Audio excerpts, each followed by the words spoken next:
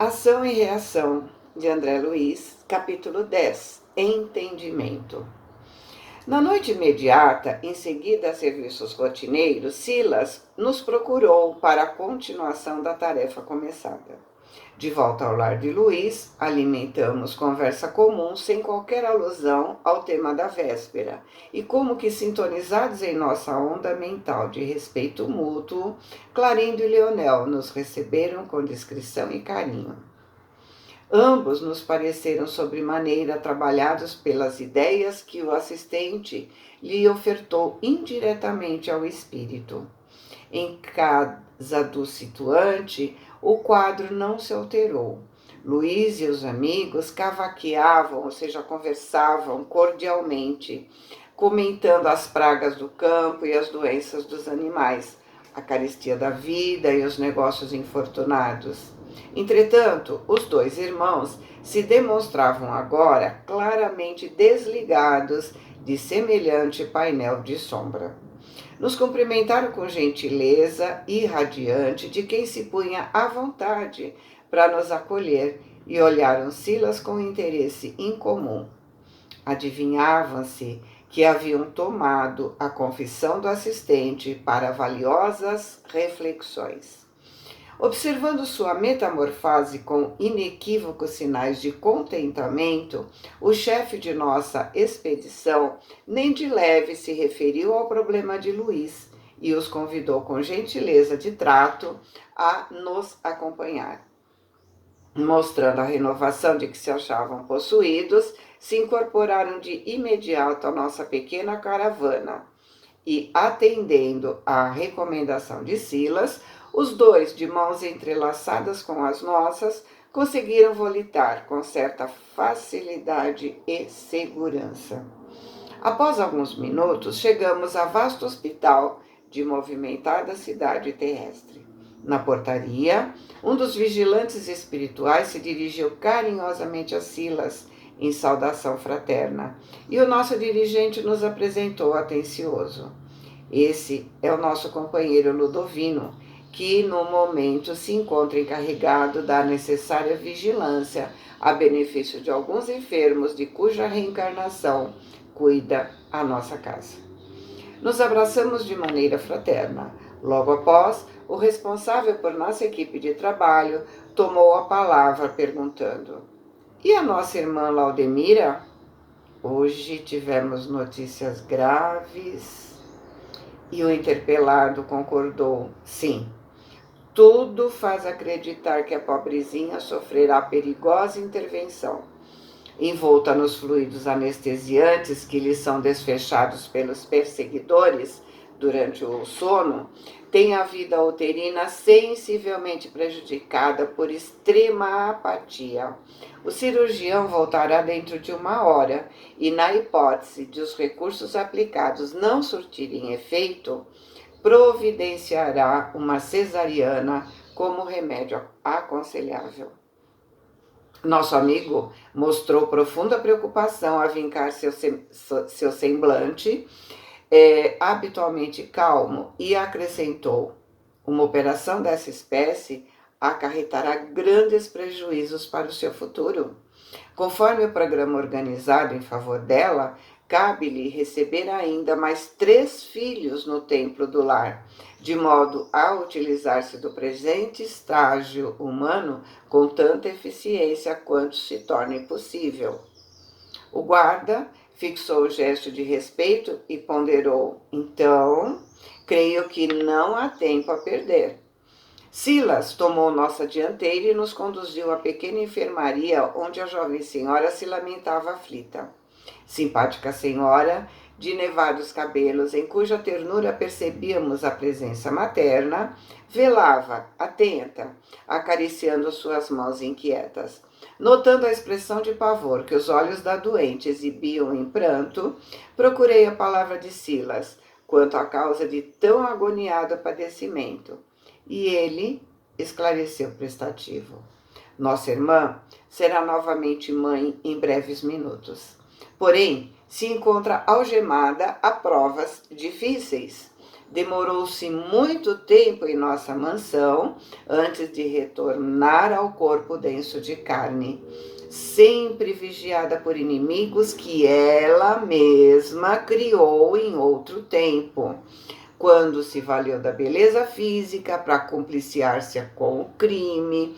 Bela mulher, atuou em decisões políticas que arruinaram a estrada de muita gente. Padeceu muitos anos nas trevas infernais, entre a carne e a sombra, até que mereceu agora a felicidade de renascer com a tarefa de se restaurar, restaurando alguns dos companheiros de crueldade que, como filhos, com ela se levantarão para os mais amplos serviços regeneradores. Mas Silas me olhou expressivamente e acrescentou: historiaremos o assunto mais tarde. Agora é indispensável agir. Silas, sob a atenção de Clarindo e Leonel, que nos seguiam surpresos, convocou Hilário e a mim para o socorro imediato. Determinou que nós dois permanecêssemos em oração, com a mão colada ao cérebro da doente.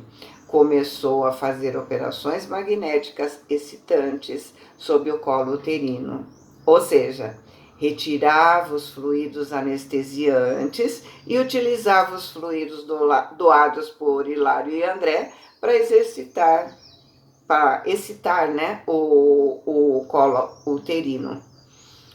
Substância leitosa com leve neblina irradiava-se das suas mãos, espalhando-se sobre todos os cantos do aparelho genital. Decorridos alguns minutos de pesada expectativa, surgiram contrações que, pouco a pouco, se acentuaram intensamente. Silas, atencioso, controlou a evolução do parto até que o médico ingressou no recinto.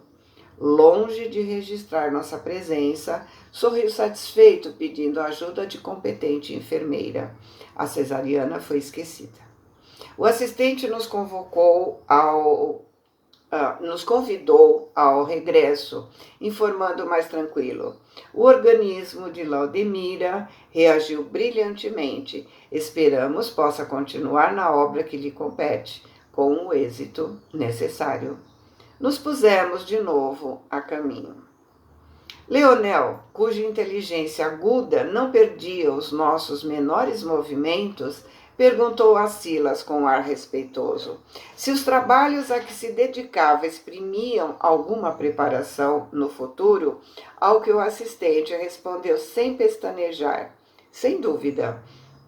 Ainda ontem lhes falei dos meus erros de médico, que praticamente jamais o fui. E comentei plano de abraçar a medicina no futuro entre os encarnados, nossos irmãos. Mas, para que eu mereça a felicidade de tal reconquista, me consagro nas regiões inferiores, que me servem de domicílio, aos ministérios do alívio, criando causas benéficas para os serviços que virão. Causas? Causas? Murmurou Clarindo, algo espantado. Sim, procurando ajudar espontaneamente, além dos deveres que me são impostos, na luta pela recuperação moral de mim mesmo, com a bênção divina, aumentarei a sementeira de simpatia em meu favor. E nos olhando significativamente, acentuou em seguida a breve minuto de reflexão. Um dia, conforme as dívidas que me pedem resgate, estarei novamente entre as criaturas encarnadas, e para resolver minhas culpas, também sofrerei obstáculos e dúvidas, enfermidades e aflição. Que mãos caridosas e amigas me amparem daqui, em nome de Deus, porque isoladamente ninguém consegue vencer.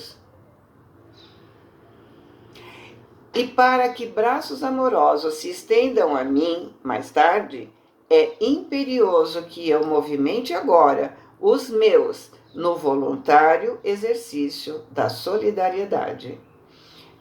O ensinamento era precioso, não apenas para os 2 perseguidores que o registravam perplexos, mas também para nós que reconhecíamos mais uma vez a infinita bondade do Supremo Senhor, que ainda mesmo nos mais tenebrosos ângulos da sombra nos permite trabalhar pelo incessante engrandecimento do bem, como abençoado preço de nossa felicidade.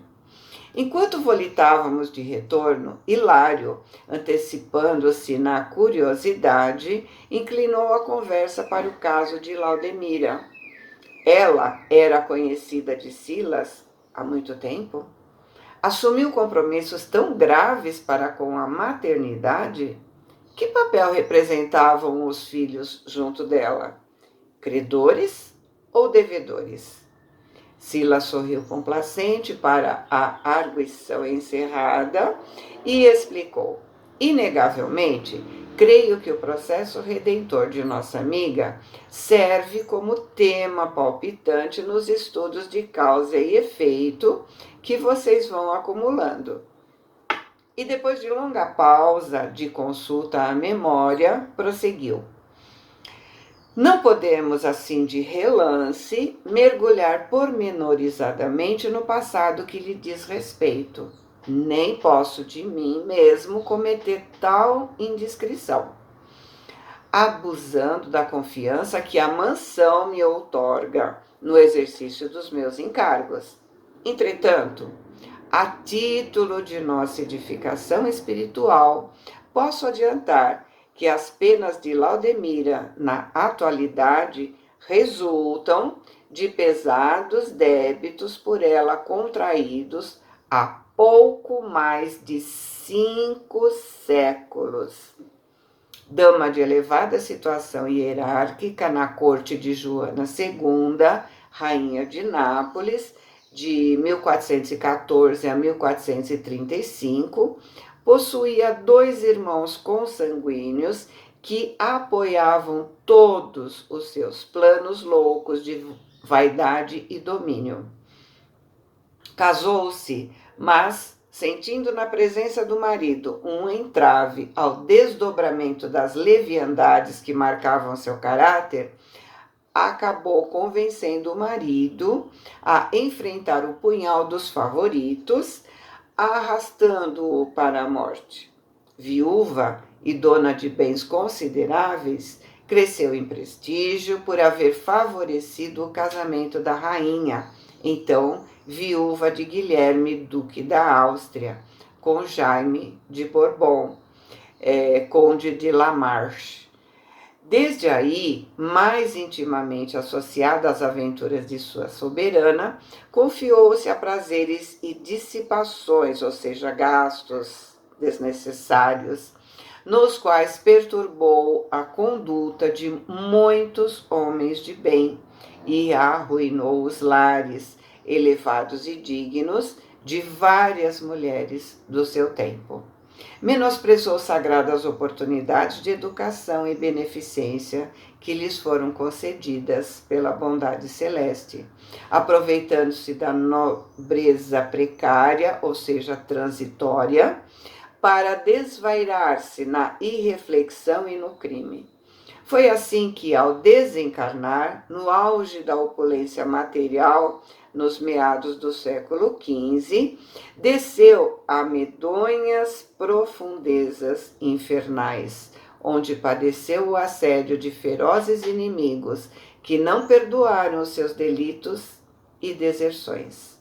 Sofreu por mais de 100 anos consecutivos nas trevas densas, quer dizer, nas regiões inferiores, conservando a mente parada nas ilusões que lhe eram próprias, voltando à carne por 4 vezes sucessivas, por intercessão de amigos do plano superior, em cruciantes problemas expiatórios, no percurso dos quais, na condição de mulher, embora abraçando novos compromissos, experimentou pavorosos vexames e humilhações da parte de homens sem escrúpulos que asfixiavam todos os seus sonhos. E Hilário perguntou: mas de cada vez que se retirava da carne, nas 4 existências a que se refere, continuava ligada às sombras? E o assistente respondeu: como não? Quando a queda no abismo é muito grande, ninguém emerge de um salto. Ou seja, a evolução não dá saltos, né? Ela naturalmente entrava pela porta do túmulo e saía pela porta do berço, transportando consigo desajustes interiores que não podia sanar de um momento para o outro. Então, ele diz que renascemos levando conosco os desajustes interiores, porque somos o quê? Herdeiros de nós mesmos. E meu colega ponderou: se a situação era assim, inalterável, para que retomar ao corpo físico? Não bastaria sofrer na dolorosa purgação aqui desse lado, sem renascer na esfera carnal? Ou seja, se nada muda, para que reencarnar?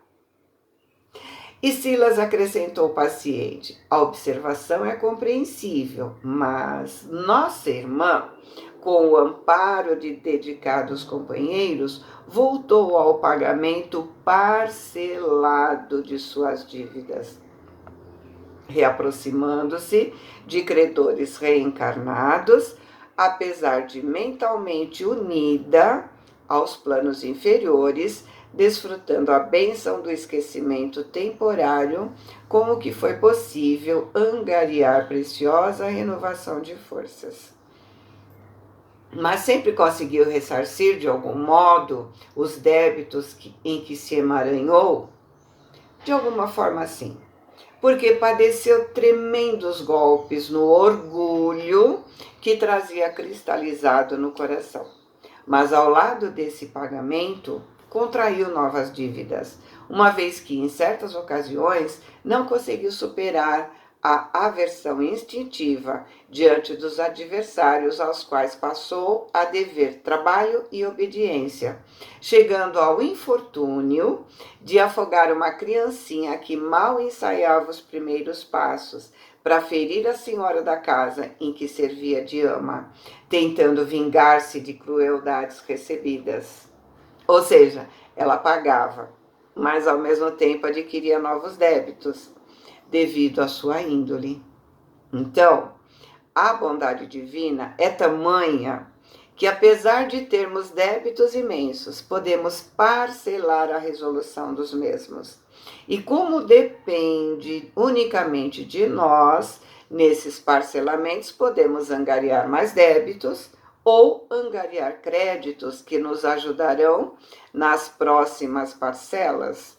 O que você diz, ou melhor, o que você faz com os seus talentos? Lembra da parábola dos talentos? Nós temos sempre que ter essa parábola na nossa mente, né? E voltando ao caso de Laudemira, André nos diz que, depois de cada desencarnação, regressava habitualmente às zonas purgatórias de que procedia, com alguma vantagem no acerto de suas contas, mas não com valores acumulados, imprescindíveis à definitiva libertação das sombras.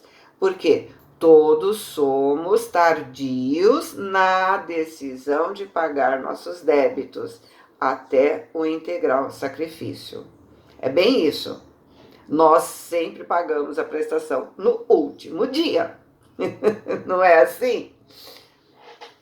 E Hilário disse: mas sempre que regressava à esfera espiritual, certamente contava com o auxílio dos benfeitores que procuravam frear os seus desatinos.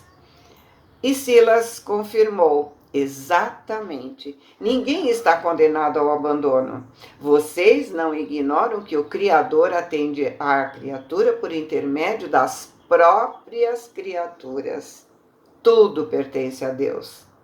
Então, Todos temos nossa família espiritual que tenta nos auxiliar sempre, mas sabemos que espíritos superiores respeitam o nosso livre-arbítrio, já conversamos várias vezes sobre isso. Então, eles estão com as mãos estendidas, mas não interferem. Eles sabem que interferir é angariar débitos para eles mesmos, porque interferir não é ajudar. Quem interfere são os espíritos inferiores. Olha o que ele diz: o Criador atende às criaturas por intermédio das próprias criaturas. Não há terceirização. Ok? E Leonel perguntou preocupado: ainda mesmo no inferno? O assistente sorriu e esclareceu: a rigor, o inferno é obra nossa, genuinamente nossa.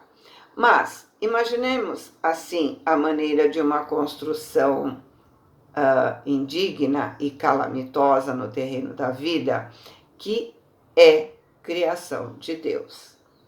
Tendo abusado de nossa razão e conhecimento para gerar semelhante monstro no espaço divino, compete-nos a obrigação de destruí-lo para edificar o paraíso no lugar em que ele ocupa indevidamente. Para isso, o infinito amor do Pai Celeste nos auxilia de múltiplos modos, a fim de que possamos atender à perfeita justiça. Entendeu? A explicação não podia ser mais clara, mas Hilário parecia interessado em dissolver qualquer dúvida e talvez, por isso, inquiriu novamente: considera possível que possamos saber quais seriam as existências de Laudemira antes de haver ingressado na corte de Joana II? E Silas Tolerante respondeu: sim, será fácil conhecê-las, mas não nos convém, num simples estudo, efetuar a tentativa, porque o assunto em si reclamaria grandes cotas de atenção e de tempo. Basta que pesquisemos a condição referida para definir suas lutas redentoras de agora, porque nossos estágios em qualquer eminência social no mundo, seja no campo da influência ou das finanças, da cultura ou da ideia, servem como pontos vivos de referência de nossa conduta digna ou indigna, no usufruto de possibilidades que o Senhor nos empresta, designando com clareza nosso avanço na direção da luz, ou nosso aprisionamento maior ou menor nos círculos das trevas, pelas virtudes conquistadas ou pelos débitos assumidos. Somos conhecidos pelos nossos frutos, lembra? A conceituação luminosa de Silas era verdadeiro jorro solar em meu entendimento.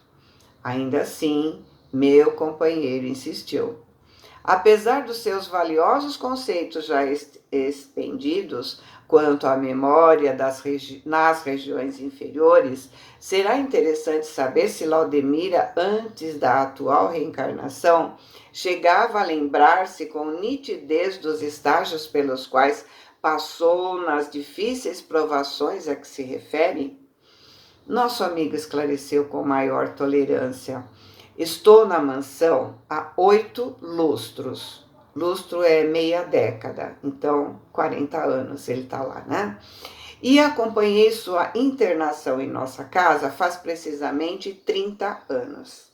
Havia encerrado a última existência no plano carnal no início deste século e atravessou longos padecimentos nas esferas de baixo nível.